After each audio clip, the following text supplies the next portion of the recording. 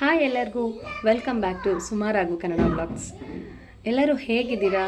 ಎಲ್ಲರೂ ಚೆನ್ನಾಗಿದ್ದೀರಾ ಅಂತ ಭಾವಿಸ್ತಾ ನಾನಿವತ್ತು ವ್ಲಾಗ್ನ ಸ್ಟಾರ್ಟ್ ಮಾಡ್ತಾ ಇದ್ದೀನಿ.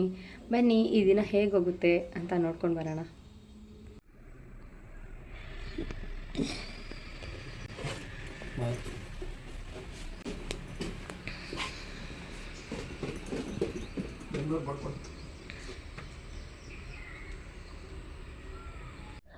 ಬೆಳಿಗ್ಗೆನೇ ರಾಘು ಅವರು ಡ್ಯೂಟಿಗೆ ಹೋಗ್ತಾ ಇದ್ದಾರೆ. ಸುಮಾರು 6 ಗಂಟೆ ಆಗಿರ್ಬೋದು. ಯಾವಾಗಲೂ ಅವರು ಅರ್ಲಿ ಮಾರ್ನಿಂಗು ಡ್ಯೂಟಿಗೆ ಹೋಗಬೇಕು ಅಂದಾಗ ನನಗೇನು ಡಿಸ್ಟರ್ಬ್ ಮಾಡಲ್ಲ. ಎದ್ದು ಫ್ರೆಶಪ್ ಆಗಿ ಅವರೇ ಟೀ ಮಾಡ್ಕೊಂಡು ಕುಡಿದು ಆಮೇಲೆ ಡೋರ್ ಹಾಕ್ಕೊಳ್ಳೋಕೆ ಹೇಳ್ತಾರೆ. ನಾನು ಎಷ್ಟೇ ಸಲ ಹೇಳ್ಸಿ ಅಂದರೂ ನನಗೆ ಡಿಸ್ಟರ್ಬ್ ಮಾಡಲ್ಲ. ಇವತ್ತು ಹಾಗೆ ಮಾಡಿದ್ರು. ಆದರೆ ನಾನೇ ಶೂಟ್ ಮಾಡ್ಕೊಳ್ತೀನಿ ಅಂತ ಹೇಳಿ ಆಚೆ ಬಂದಿದ್ದೆ. ನನಗೂ ಹುಷಾರಿರಲಿಲ್ಲ. ಅವ್ರು ಡ್ಯೂಟಿಗೆ ಹೋದ್ಮೇಲೆ ನಾನು ಫ್ರೆಶಪ್ ಆಗಿ ಮತ್ತೆ ಮಲ್ಕೊಂಡಿದ್ದೆ.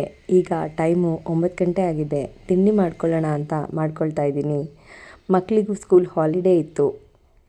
ತಿಂಡಿಗೆ ನಾನು ರೊಟ್ಟಿ ಮಾಡ್ಕೊಂಡಿದ್ದೆ.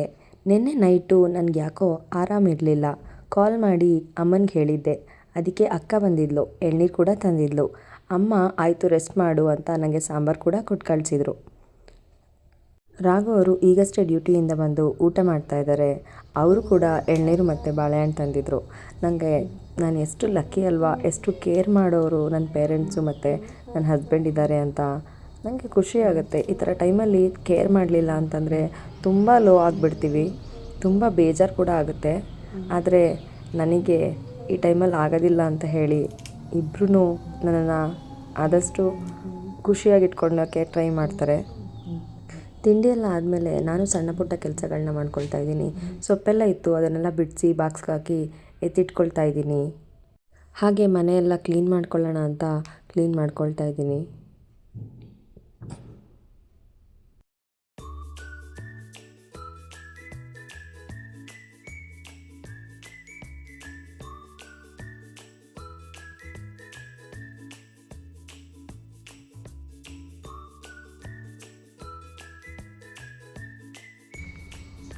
ಪಾತ್ರೆಗಳಂತೂ ಒಂದು ರಾಶಿ ಬಿದ್ದಿದೆ.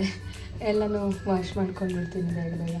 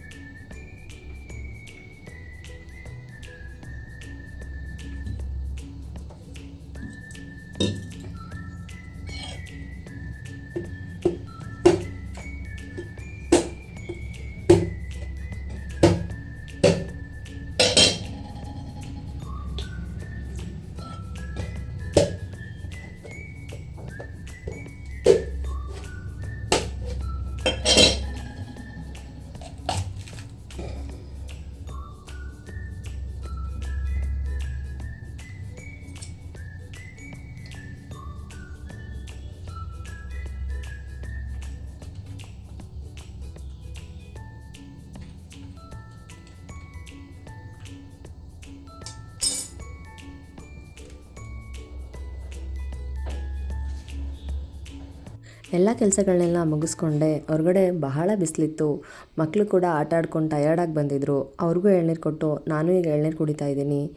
ಎಳ್ನೀರೊಳಗಡೆ ಗಂಜಿ ಈ ಥರ ಹಾಕ್ಕೊಂಡು ಕುಡಿಯೋದು ನನಗೆ ಬಹಳ ಇಷ್ಟ. ನಿಮಗೂ ಈ ಥರ ಇಷ್ಟ ಆಗುತ್ತಾ? ಕಮೆಂಟ್ ಮಾಡಿ. ರಾಘು ಅವರು ಡ್ಯೂಟಿಯಿಂದ ಬಂದು ಒಂದು ಮದುವೆ ಇದೆ ಅಂತ ಆಚೆ ಹೋದರು. ನನಗೂ ಮಕ್ಕಳಿಗೂ ಹೆಲ್ದಿಯಾಗಿ ಕ್ವಿಕ್ಕಾಗಿ ಅಡುಗೆ ಮಾಡ್ಕೊಳ್ಳೋಣ ಅಂತ ಬಂದೆ. ರೆಸಿಪಿ ಶೇರ್ ಮಾಡ್ತಿಲ್ಲ, ಸಿಂಪಲ್ಲಾಗಿ ಹೆಲ್ದಿಯಾಗಿರುತ್ತೆ ಅಷ್ಟೇ.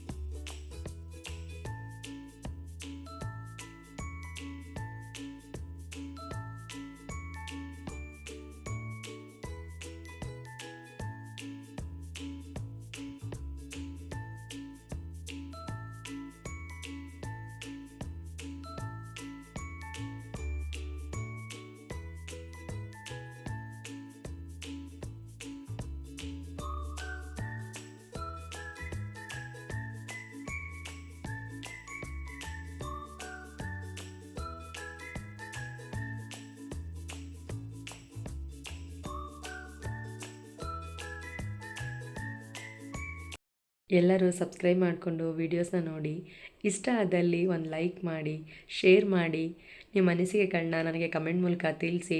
Thank you for watching.